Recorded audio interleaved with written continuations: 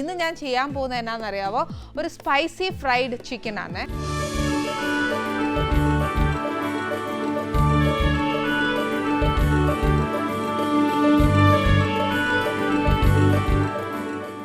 Spicy fried chicken എന്ന് പറയുമ്പോഴത്തേക്ക് ഒരുപാട് പ്രയാസങ്ങളൊന്നുമില്ല. ഒരു സ്റ്റാർട്ടറായിട്ട് കൊടുക്കാൻ ഏറ്റവും നല്ലൊരു സാധനമാണ്. ഇതാണെങ്കിൽ നമ്മൾ മാരിനേറ്റ് ചെയ്ത് ഫ്രീസറിൽ വെക്കുവാന്നേൽ അറ്റ്ലീസ്റ്റ് ആരെങ്കിലും ഒന്ന് വീട്ടിൽ വരുവാന്നേൽ നമുക്കൊന്ന് വറുത്ത് കൊടുക്കാനും ഒക്കെ ആയിട്ടൊരു എളുപ്പ വഴിയാന്നു. പിന്നെ ആരെങ്കിലും നമ്മൾ എന്നതേലും ഒരു പാർട്ടിയോ എന്നതേലും ഒക്കെ നടത്തുവാന്നേൽ ഒരു സ്റ്റാർട്ടറായിട്ട് കൊടുക്കാനും ഏറ്റവും നല്ലൊരു ഡിഷാന്നു ഇത്. ഫ്രീസറിൽ വെക്കണം എന്നില്ല. ഇപ്പം നമ്മൾ താഴെ മാരിനേറ്റ് ചെയ്ത് ഫ്രിഡ്ജിനകത്ത് താഴെ വെച്ചേച്ചാൽ മതി. ഫ്രീസർ ആകുമ്പോഴത്തേക്ക് ഇപ്പോൾ 2 ദിവസം കഴിഞ്ഞിട്ടൊക്കെ ആണെന്നുണ്ടെങ്കിൽ നമ്മൾ തന്നെ ഉള്ളൂ, വേറെ ആരും നമ്മളെ ഹെൽപ്പ് ചെയ്യാനൊന്നും ഇല്ലെന്നുണ്ടെങ്കിൽ ഇങ്ങനെ ചെയ്തു വെക്കാം. അതല്ല നമ്മൾ പിറ്റേ ദിവസം ചെയ്യാനാണെന്നെങ്കിൽ തലേന്നേ ചെയ്തു വെക്കുന്നതാണ് ഏറ്റവും നല്ലത്. ഇത് കുറച്ച് എളുപ്പവഴിയാണ്, പക്ഷെ എന്നാലും കുറച്ച് പ്രയാസമുണ്ട്. അത് എളുപ്പത്തിൽ കിട്ടുന്ന ഇത് മാരിനേറ്റ് ചെയ്ത് ഫ്രിഡ്ജിൽ വെക്കുന്നതുകൊണ്ട് നമുക്ക് പ്രയാസം തോന്നുന്നില്ല. ആദ്യം ഒരു സ്റ്റെപ്പ് ചെയ്യുക, സെക്കൻഡ് മറ്റേ സ്റ്റെപ്പ് ചെയ്യുക, അപ്പോൾ പിന്നെ എളുപ്പമുണ്ട്. ഇപ്പം നമുക്ക് വേണ്ട സാധനം എന്നാന്ന് വെച്ചാൽ കുറച്ച് മൈദ വേണം. പിന്നെ വേണ്ടത് കുറച്ച് കോൺഫ്ലവർ അല്ലെന്നുണ്ടെങ്കിൽ കുറച്ച് അരിപ്പൊടി എടുത്താലും മതി. പിന്നെ വേണ്ടത് കുറച്ച് മുളക് പൊടി, ഇഞ്ചിയും വെളുത്തുള്ളിയുടെയും പേസ്റ്റ്, പിന്നെ മുട്ട, കുറച്ച് ഗരം മസാല, പിന്നെ ഇച്ചിരി ജീരകപ്പൊടി, കുറച്ച് മല്ലിപ്പൊടി, ഒരു ഇച്ചിരി സോയാ സോസ്, ഇച്ചിരി നാരങ്ങാ നീര്. പിന്നെ ഇവിടെ ഞാൻ മേടിച്ചേക്കുന്ന ചിക്കൻ ബോൺലെസ് ആണ്. അതാണെങ്കിൽ ഞാൻ സ്ട്രിപ്പായിട്ടാണ് മുറിച്ചിട്ടേക്കുന്നത്. ഇത്രയും സാധനമാണ് നമുക്ക് ചിക്കനിൽ പെരട്ടാനുള്ളത്, മാരിനേറ്റ് ചെയ്യാനുള്ളത്. ഇനി നെക്സ്റ്റ് എന്നാ വേണ്ടിയെന്ന് വെച്ചാൽ ഇതെല്ലാം പോയിട്ട് കുറച്ച് ഇച്ചിരി അരിപ്പൊടി എടുത്ത് വയ്ക്കണം.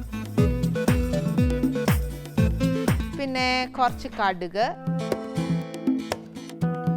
കുറച്ച് റെഡ് ചില്ലി ഫ്ലേക്സ് എടുക്കണം. ഇല്ലെന്നുണ്ടെങ്കിൽ വറ്റൽമുളക് പൊട്ടിച്ചിട്ടേച്ചാലും മതി. പിന്നെ വേണ്ടത് കുറച്ച് എണ്ണ, അതായത് ചിക്കൻ വറുക്കാനുള്ള ഏതെങ്കിലും വെജിറ്റബിൾ ഓയിൽ. പിന്നെ കുറച്ച് മയോണൈസ്, ഇച്ചിരി തേന്, കുറച്ച് മസ്റ്റേർഡ് പേസ്റ്റ്, കുറച്ച് വെളുത്തുള്ളി. ഇത് സ്വീറ്റ് ചില്ലി സോസാണ്.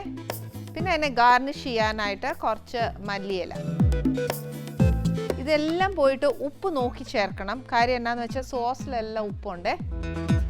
പിന്നെ സ്വീറ്റ് ചില്ലി സോസ് നമുക്ക് കിട്ടിയില്ല എന്ന് വെച്ചു, നമ്മുടെ കയ്യിൽ വാങ്ങാൻ പോയിട്ട് കിട്ടിയില്ലെങ്കിൽ ഇതിനകത്ത് സ്വീറ്റ് എന്ന് പറയുന്നത് ശരിക്കും ഹണിയാണ്. ഹണിയുടെ കൂടെ കുറച്ച് റെഡ് ചില്ലി ഫ്ലേക്സ് ചേർക്കുന്നതാണ്. അപ്പോൾ അതിൻ്റെ ഒരു റേഷ്യോ ഒരു ഇച്ചിരി ഒന്ന് ഏറ്റക്കുറച്ചിൽ ചെയ്തേച്ച് ഇച്ചിരി ടൊമാറ്റോ സോസും കൂടെ ചേർക്കുവാണെങ്കിൽ നമുക്ക് ഏകദേശം അതിനെ ഒപ്പിക്കാൻ നോക്കും. പക്ഷെ പറയുമ്പോൾ രണ്ടും വ്യത്യാസമുണ്ട് കേട്ടോ. നമുക്ക് ആദ്യം ചിക്കൻ ഒന്ന് മാരിനേറ്റ് ചെയ്ത് വെക്കാം. അതിന് വേണ്ടിയ സാധനങ്ങൾ എന്നാക്കിയാന്നുള്ളത് ഞാൻ ആദ്യം പറഞ്ഞ ഫസ്റ്റ് നമ്മൾ പറഞ്ഞ എവിടം വരെ പറഞ്ഞേക്കുന്നത് നാരങ്ങാ നീര് വരെ ഇല്ലേ, അതുവരെ ഉള്ളത് നമ്മൾ ഒരുമിച്ചാക്കി വെച്ച് ചിക്കൻ അതിനകത്ത് പെരട്ടണം. പക്ഷെ ആ പെരട്ടുന്നതിന് മുമ്പ് നമുക്ക് ഇതിനകത്ത് ഒരു ഇച്ചിരി എണ്ണ ഒഴിച്ചേച്ച് പെരട്ടാവേ. അപ്പോൾ എന്താണെന്ന് വെച്ചാൽ എണ്ണയും ചൂടാവും, നമുക്ക് ചിക്കൻ വറുക്കാനുള്ള സമയവും കിട്ടും. അല്ലെങ്കിൽ പിന്നെ അതിനായിട്ട് അങ്ങ് നേരം പോകും. ഫസ്റ്റ് മൈദ എടുക്കണേ. മൈദ 2 ടേബിൾ സ്പൂണാണ്.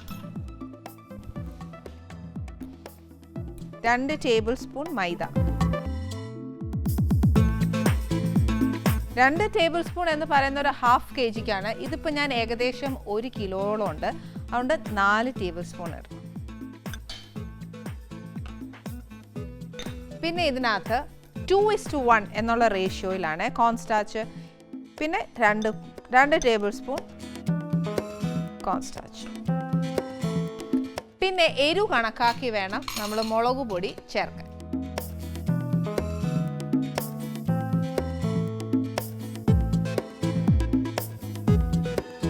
ഞാൻ കാശ്മീരി മുളക് പൊടി ചേർക്കുന്നതുകൊണ്ടുണ്ടല്ലോ ഒരുപാട് എരിവ് കാണുകയില്ല, പക്ഷെ നിറം കിട്ടുവേ. പിന്നെ എന്നാ വേണ്ടിയെന്ന് വെച്ചാൽ ഒരു 2 ടീസ്പൂൺ ഇഞ്ചിയും വെളുത്തുള്ളിയുടെയും പേസ്റ്റ് നമ്മുടെ ചിക്കന് വേണ്ടിയത് ചേർത്തു. പിന്നെ ഇതിനകത്തോട്ട് വേറെ നമ്മൾ വഴറ്റുകയും പിടിക്കുകയൊന്നും ചെയ്യുകയില്ല. അന്നേരം പിന്നെ അതിന് വേണ്ടിയ സാധനങ്ങൾ നമുക്ക് ചേർക്കാവേ. പിന്നെ വേണ്ടിയത് ഒരു മുട്ട.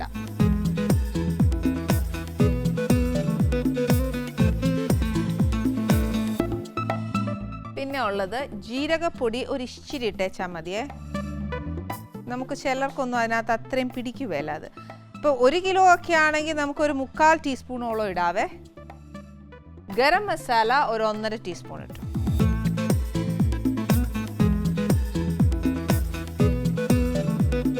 പിന്നെ കുറച്ച് മല്ലിപ്പൊടി, അതൊരു 2 ടീസ്പൂൺ. പിന്നെ വേണ്ടിയത് സോയാ സോസ് ആണ്. അതിന് പുളിയുണ്ട്, അന്നേരം അത് കണക്കാക്കി വേണം ചേർക്കാൻ.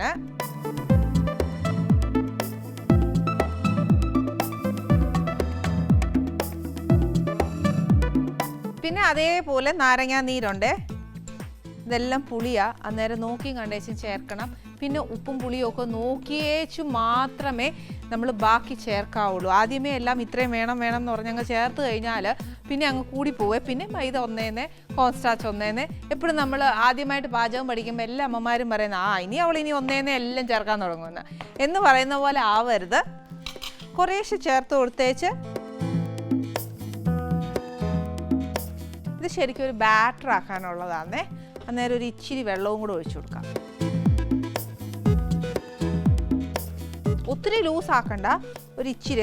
ആ ചിക്കനേലെല്ലാം പെരളാനുള്ളതല്ലേ, നമ്മൾ മീനൊക്കെ അരച്ച് പെരട്ടുകയല്ലേ എന്ന് പറഞ്ഞ പോലെ തന്നെ ഇത് ചെയ്യണം.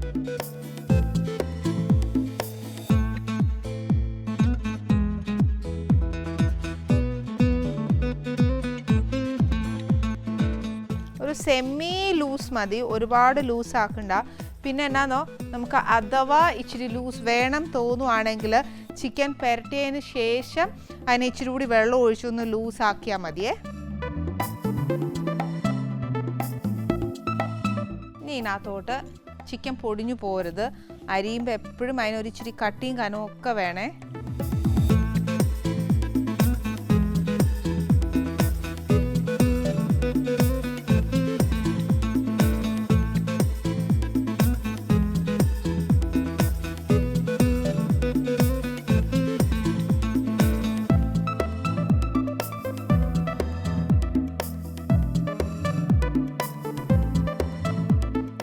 ചിക്കൻ ഉണ്ടല്ലോ, ശരിക്കും പറഞ്ഞാൽ നല്ലതായിട്ടൊന്ന് പെരട്ടി ഒരു 5 മിനിറ്റോളം അല്ലെങ്കിൽ ഒരു ഹാഫ് ആൻ അവർ അല്ലെങ്കിൽ ഒരു 10 മിനിറ്റ് എങ്കിലും മിനിമം അത് ഇരുന്നില്ല എന്നുണ്ടെങ്കിലുണ്ടല്ലോ ആ ചിക്കനേലൊന്നും പിടിക്കുകയില്ല. അപ്പോൾ എന്നാ ചെയ്യണം, ഞാനൊരു കാര്യം ചേർക്കണം. നമുക്ക് ഇതിനകത്ത് ഉപ്പ് ചേർത്തില്ല എന്നുണ്ടെങ്കിൽ ഈ പറഞ്ഞ കൂട്ടി എന്നാ ചേർത്തിട്ടും കാര്യമില്ല, ചിക്കനകത്തൊന്നും പിടിക്കുകയില്ല. പക്ഷെ ചേർക്കുമ്പോൾ ഒരു ഇച്ചിരി നോക്കിയും കണ്ടും ചേർക്കണം. സോയാ സോസിനും എല്ലാത്തിനും ഉപ്പുള്ളതാ. സോയാ സോസ് മാത്രമേ നമ്മൾ ചേർത്തിട്ടുള്ളൂ, പക്ഷെ എന്നാലും നോക്കിയിട്ട് ചേർത്തേച്ചാൽ മതിയേ.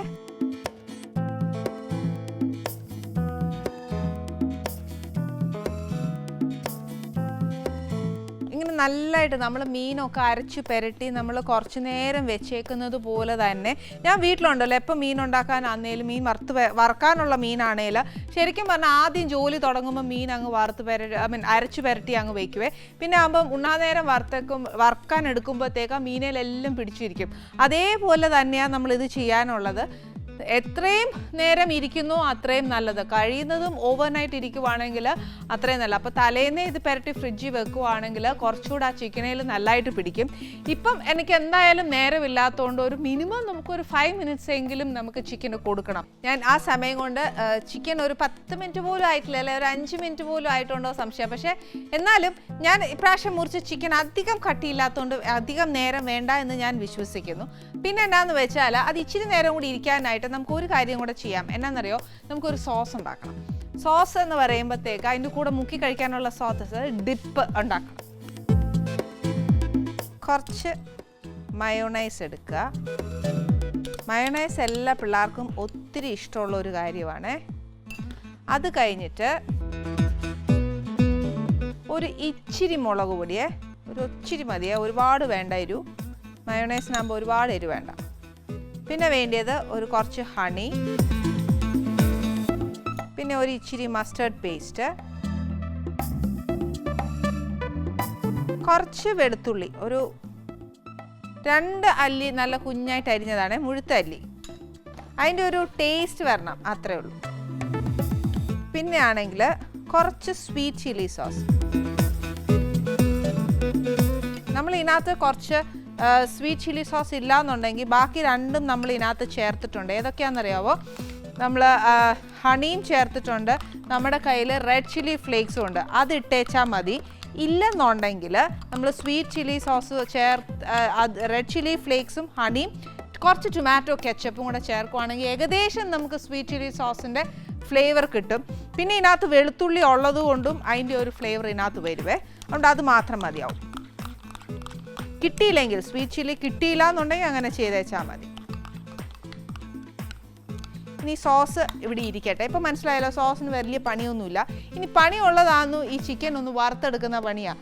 അതെന്നാ ചെയ്യേണ്ടതെന്ന് വെച്ചാൽ ചിക്കൻ നല്ല മാരിനേറ്റ് ചെയ്ത് വെച്ചേക്കുക. ഒരു ഇച്ചിരി നേരമായി ഈ ചിക്കനെ ഓരോന്നായിട്ട് എടുത്ത് നമ്മുടെ അരിപ്പൊടിയിൽ ഒന്ന് കോട്ട് ചെയ്ത് വെച്ച് വേണം വറുത്തെടുക്കാൻ. എന്നാലേ ചിക്കന് നല്ല ക്രിസ്പിനെസ് വരത്തുള്ളേ. ഞാൻ കണ്ടോ, ഞാൻ നല്ല തിന്നായിട്ടാണ് മുറിച്ചേ. അതുകൊണ്ട് വലിയ പ്രയാസം വരികയില്ല. അധികം താമസമൊന്നുമില്ല. കുറച്ച് പിടിക്കാൻ പെട്ടെന്ന് ഉള്ള നമ്മൾ തേച്ച് വെച്ചേക്കുന്ന എല്ലാ സാധനവും ഉണ്ടല്ലോ, ചിക്കനെ പിടിക്കാൻ വലിയ സമയമില്ല. മുഴുത്ത കഷ്ണമൊക്കെ ആന്നേൽ അതിനൊരിച്ചിരി നേരം എടുക്കും. പിന്നെ ആണെങ്കിൽ ഒരു കാര്യം, ഇതിനകത്ത് ബോൺലെസ് തന്നെ ചെയ്യണമെന്നൊന്നുമില്ല. എല്ലുള്ളതാന്നേലും കുഴപ്പമൊന്നുമില്ല. പിന്നെ നമ്മൾ കൂടുതലും സ്റ്റാർട്ടേഴ്സിന് ഏറ്റവും കൂടുതൽ നമ്മൾ ബോൺലെസ് ആന്നു ചെയ്യുന്നത്. അതുകൊണ്ട് ഞാൻ ഇത് ചെയ്തതേ ഉള്ളൂ, മസ്റ്റ് അല്ല കേട്ടോ.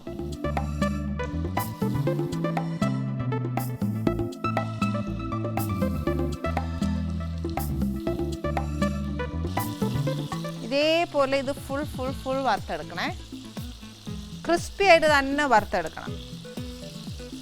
അരിപ്പൊടി എന്തായാലും നമ്മുടെ വീടുകളിൽ എല്ലായിടത്തും ഉണ്ട്. അതുകൊണ്ട് പിന്നെ അത് ഇല്ലെങ്കിൽ ഇനി എന്നാ എടുക്കും ഉള്ളത് ചോദിക്കേണ്ട. അഥവാ തീരുവാണെങ്കിൽ നമ്മുടെ ഈ കോൺഫ്ലവർ ഇല്ലേ, അതൊന്ന് മുക്കിയെടുത്തേച്ചാലും മതി.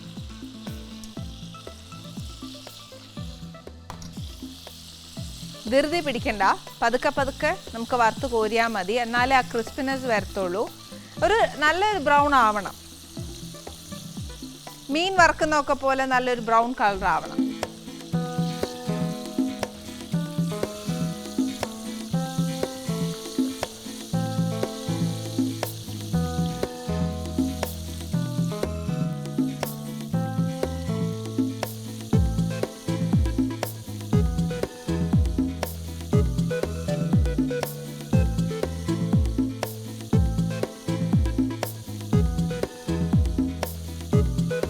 ഒത്തിരി നേരം നമുക്ക് ഈ വറുത്തെടുക്കാനുള്ള മെനക്കേട് കൊണ്ട് നമ്മൾ ചിലപ്പോൾ എന്നാ ചെയ്യുമെന്ന് അറിയോ, അരിപ്പൊടിക്കകത്തോട്ട് മൊത്തം ഇട്ട് ഇളക്കി വെച്ച് നമ്മൾ ഇതിനകത്തോട്ട് വറുത്തെടുക്കാൻ ശ്രമിക്കും. പക്ഷെ അത് ചെയ്യരുത്. അങ്ങനെ ചെയ്ത് കഴിഞ്ഞാൽ ഒത്തിരി ക്രിസ്പിനെസ് കിട്ടത്തില്ല, ടേസ്റ്റ് മാറിപ്പോവും. അതുകൊണ്ട് അങ്ങനെ ചെയ്യാൻ പാടില്ല. ഓരോന്നായിട്ട് ഇച്ചിരി ക്ഷമയോടുകൂടി വറുത്തെടുത്താലേ ശരിയാവത്തുള്ളൂ. പിന്നെ അന്നേരം ഗസ്റ്റ് വരുന്ന അനുസരിച്ച് നമ്മൾ അത്രയും ക്വാണ്ടിറ്റി വറുത്താൽ മതിയല്ലോ, മുഴുവനും വേണ്ട. പിന്നെ വേണമെന്നുണ്ടെങ്കിൽ നമുക്ക് ഒരു ബൗളിനുള്ളത് മാത്രം മാരിനേറ്റ് ചെയ്ത് വെക്കുക. പിന്നെ ഉള്ളത് പിന്നെ അങ്ങനെയുള്ളതായിട്ടും ചെയ്താൽ മതി. പക്ഷേ ആ ഒരു പ്രൊസീജിയർ ഉണ്ടല്ലോ, അത് കറക്റ്റായിട്ട് ചെയ്തില്ലെങ്കിൽ ആ ക്രിസ്പിനെസ് അതിനകത്ത് നിലനിൽക്കുകയില്ല. ഇനി എന്നാന്ന് വെച്ചാൽ എനിക്ക് ഇത്രയും എണ്ണ വേണ്ട, പകുതി മാറ്റി വെച്ച് ബാക്കി എണ്ണയിൽ നമുക്ക് ബാക്കി കാര്യങ്ങൾ ചെയ്യാവേ. ഇതിനകത്ത് ഇപ്പം ഇച്ചിരി എണ്ണയേ ഉള്ളൂ. ഇതിനകത്ത് ആദ്യം എന്നാന്ന് വെച്ചാൽ ഒരു ഇച്ചിരി കടുക് ഇടണം. കുറച്ച് മതി, കടുകിനൊന്നും അളവില്ലേ. അന്നേരം നമുക്ക് വേണ്ടിയ പോലെ ഇട്ടു എന്നും പറഞ്ഞു കൂടാനും പാടില്ല. പിന്നെ കറിവേപ്പിലയ്ക്കാണെങ്കിൽ കൂടിയാലും കുഴപ്പമില്ല, കടുകിനോളം അല്ല, കുറച്ച് കൂടുതലിട്ടോ. എന്നാലേ അതിൻ്റെ ഒരു രുചിയൊക്കെ വരത്തുള്ളൂ. അതിനിപ്പോൾ ഏതായാലും മീനായാലും ഇറച്ചിയൊക്കെ ആയാലും എൻ്റെ കയ്യിൽ ഇത് കിട്ടിക്കഴിഞ്ഞാൽ പിന്നെ അതിനൊരു അതിരില്ലെന്ന് പറയുവേ. ഇതൊന്ന് പൊട്ടിക്കഴിഞ്ഞാൽ ഇതിനകത്തോട്ട് ഒന്നെന്നുണ്ടെങ്കിൽ നമ്മൾ വറ്റൽമുളക് ഇടുക, അല്ലെന്നുണ്ടെങ്കിൽ റെഡ് ചില്ലി ഫ്ലേക്സ് ഇടുക. വറ്റൽമുളക് ഇട്ടാൽ നമ്മൾ വേണ്ടി ആ എരിവ് നമ്മുടെ ചിക്കനേൽ കാണുകയില്ല. മറ്റേ റെഡ് ചില്ലി ഫ്ലേക്സ് ഇടുകയാണെങ്കിൽ കുറച്ച് എരിവ് കിട്ടും. ഇത് കാശ്മീരി മുളകിൻ്റെ ആവരുത്, മറ്റേ സാദാ മുളകിൻ്റെ തന്നെ വേണേ. ഇതാണ് കൂടുതലും നമുക്ക് ആ എരിവ് എന്ന് പറയാനും വേണ്ടിയിട്ട് വരുന്നത്. സ്പൈസി എത്ര ആക്കണോ അതനുസരിച്ച് നമ്മൾ റെഡ് ചില്ലി ഫ്ലേക്സ് ചേർത്തേച്ചാൽ മതി. അതൊരു ഇച്ചിരി മൂത്ത് കഴിഞ്ഞാൽ അതിൻ്റെ ഒരു പച്ചമണം മാറിയേച്ചാൽ മതിയേ. ഈ വറുത്ത് വെച്ചേക്കുന്ന ചിക്കനും കൂടെ ഇതിനകത്തോട്ട്.